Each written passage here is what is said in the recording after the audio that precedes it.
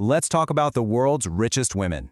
But we're not just going to talk about the names you always hear. We're going to go beyond the headlines. I mean, way beyond. We're diving into the real stories of power, influence, and legacy that you probably haven't heard before.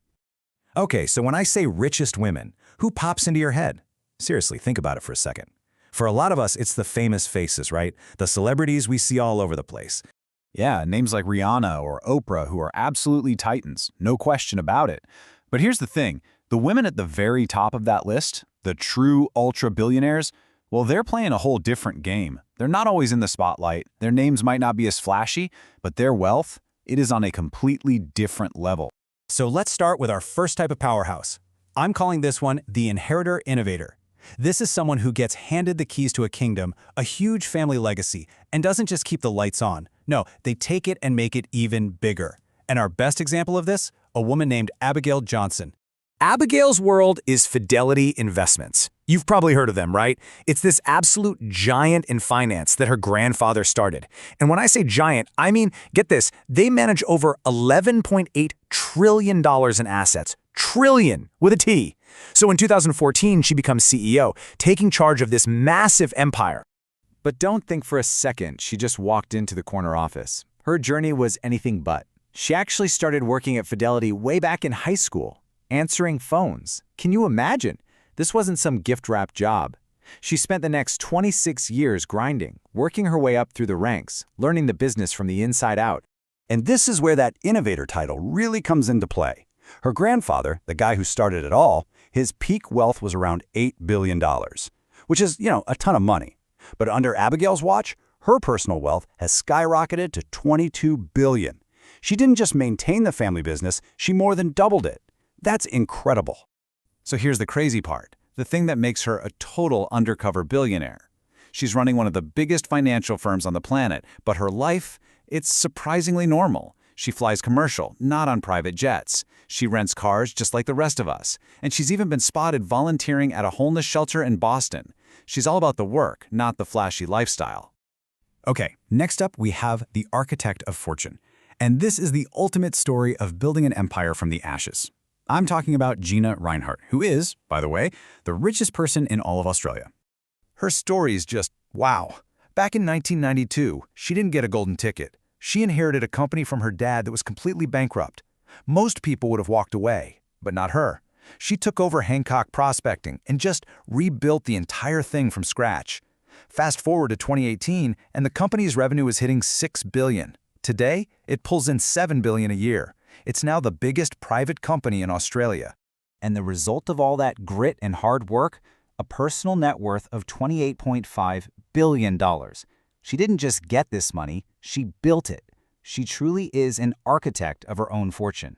And she's not a one-trick pony either. She's super smart about business. She knew she couldn't just stick to mining, so she diversified.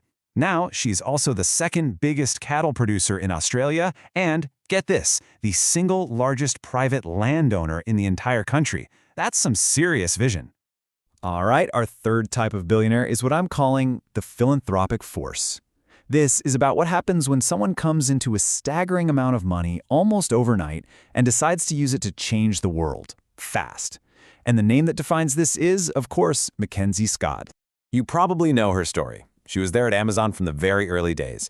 And then, in 2019, after her divorce from Jeff Bezos, her life changed forever. She received Amazon stock worth $35.6 billion. Just like that, boom, she's one of the richest people on Earth. And what did she do? She didn't hesitate. She immediately signed the Giving Pledge, making a public promise to give away at least half of that massive fortune. Not later, but right now, over her lifetime. And she wasn't kidding around. The speed and the sheer scale of her giving it's just historic.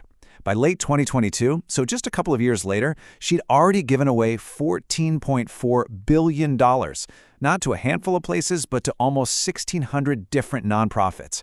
She is completely changing the game when it comes to philanthropy. So we've met the innovator, the architect, and the philanthropist. 3 incredible stories. But that leaves one big question. Who's actually number one? We're about to get to the world's richest woman, and it's a story you might not know at all. So, after all that, who do you think it is? Who holds that number one spot? The world's richest woman is Francoise Bettencourt Meyers. She's the French heiress to the L'Oréal empire. Yep, the beauty company her grandfather founded. And the amount of money we're talking about here is it's hard to even wrap your head around. Her net worth is estimated at $79.3 billion. And since she inherited the family fortune in 2017, she hasn't just sat on it. She's basically tripled it thanks to smart moves and L'Oréal's success. But this is what makes her story so fascinating. She is a totally different kind of billionaire. She hates the spotlight, she avoids it completely.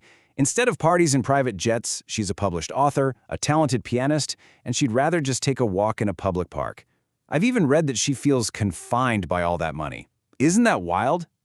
And her giving, her philanthropy, it really reflects who she is. It's quiet, it's focused. She puts her money into science and the arts. You might remember she gave a huge amount, around $220 million, to help rebuild the Notre Dame Cathedral. Her foundation also pours money into really important research on things like neuroscience and autism, and helps young scientists get their start. So her story really leaves you with this one big, fascinating question, right? Wealth can literally buy anything. So what does it really mean when the person who has more of it than anyone else chooses simplicity?